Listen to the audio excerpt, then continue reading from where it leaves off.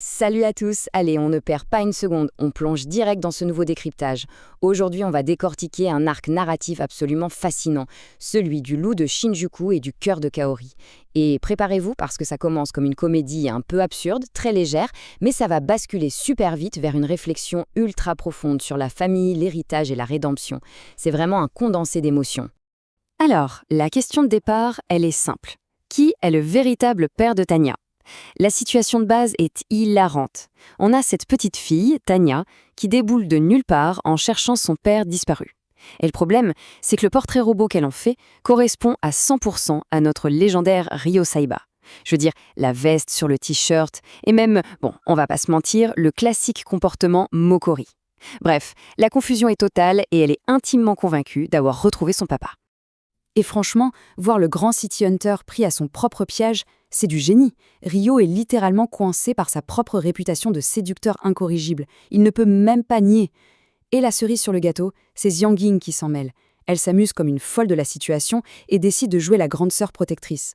Du coup, Ryo se retrouve un peu forcé d'endosser ce rôle de père de substitution et l'ironie dramatique de la scène est juste parfaite. Ce qui est vraiment intéressant ici, c'est le contraste massif entre ces deux filles. D'un côté, on a l'innocence pure de Tanya, qui économise ses petites pièces pour la journée des papas à l'école.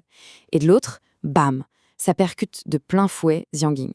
Cette scène innocente la renvoie direct à ses pires traumatismes, à son passé sombre au sein de la Xiangdara. Cette organisation cruelle qui, je vous le rappelle, détruisait délibérément les liens familiaux pour transformer des gamins en machines à tuer. Mais bon, on s'en doute, il y a anguille sous roche. La réalité est bien plus sombre. La mère de Tanya a en fait menti pour protéger le vrai père de la petite, un certain Katsumi Kurahashi. Katsumi, c'est pas du tout un super-héros, c'est juste un gars normal qui sert de bouc émissaire de député Kishimoto pour couvrir d'énormes magouilles financières. En gros, la mère a utilisé la légende intouchable du loup de Shinjuku comme un bouclier géant pour protéger l'honneur d'un père de famille acculé. Et là, les enjeux montent en flèche. Pourquoi Katsumi est-il visé ? Parce qu'il détient les preuves que ce fameux député est responsable de l'effondrement tragique d'une école primaire. Rien que ça.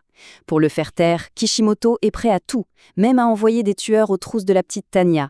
Évidemment, c'est la ligne rouge à ne pas franchir. Ryo et Xiang Ying s'unissent direct pour protéger la gamine. Et puis, petit détail super pragmatique entre nous, ça leur permet aussi d'effacer leur dette colossale envers le vieux Shen. Par contre, ça crée un vrai choc des cultures dans la façon de résoudre le problème. Xiang Ying, avec son pragmatisme d'ancienne assassine, propose la solution la plus simple. On élimine froidement le politicien et on n'en parle plus. Efficace. Mais Katsumi refuse tout net. Même en danger de mort, il refuse de s'abaisser au meurtre. Il veut garder son honneur de père intact pour pouvoir regarder sa fille en face.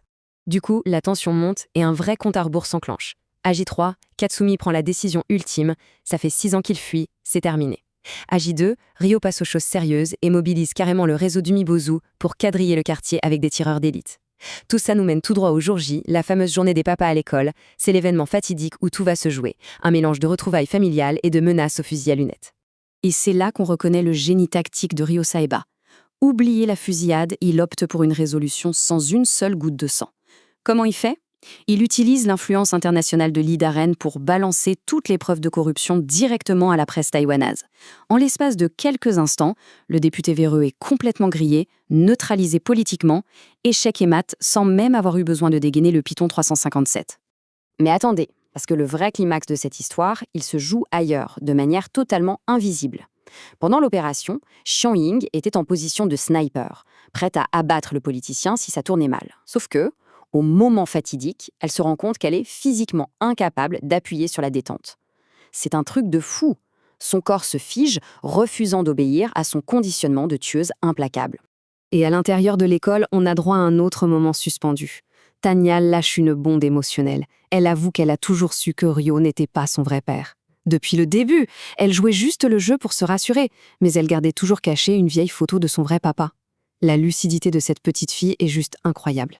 Ce qui nous offre l'une des scènes les plus poignantes de tout l'arc. Imaginez, dans la cour de l'école, il y a cet homme en costume d'ours qui distribue des ballons. Sous le masque, c'est Katsumi.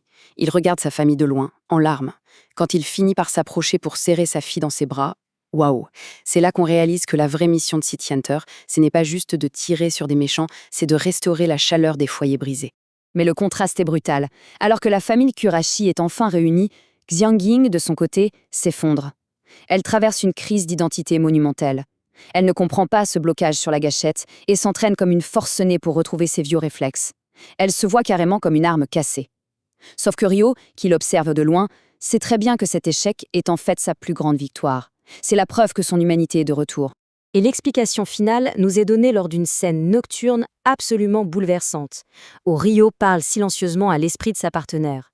Ce qui a physiquement stoppé le doigt de Xiang Yang sur la détente, c'est le cœur de Kaori. C'est ce cœur transplanté, rempli d'amour et de compassion, qui a refusé le meurtre, lui épargnant de commettre un nouveau péché. Même de l'au-delà, Kaori continue de protéger sa fille adoptive. Et vous savez quoi? Ça redéfinit complètement tout ce qu'on sait sur leur profession. Le terme de nettoyeur, il prend un sens totalement nouveau ici. Ce n'est plus seulement être un ange de la mort à Shinjuku, Ryo accepte pleinement cette évolution. Avec Xiang Yang et l'héritage de Kaori, leur métier devient une mission pour nettoyer les mensonges, faire éclater la vérité et au final, sauver des vies. Pour conclure ce décryptage, je vous laisse sur cette réflexion qui, je trouve, dépasse largement le cadre de l'histoire.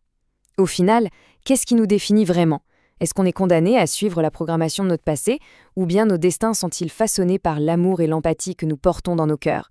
C'est une question puissante, et c'est sur cette magnifique preuve d'humanité qu'on se quitte aujourd'hui.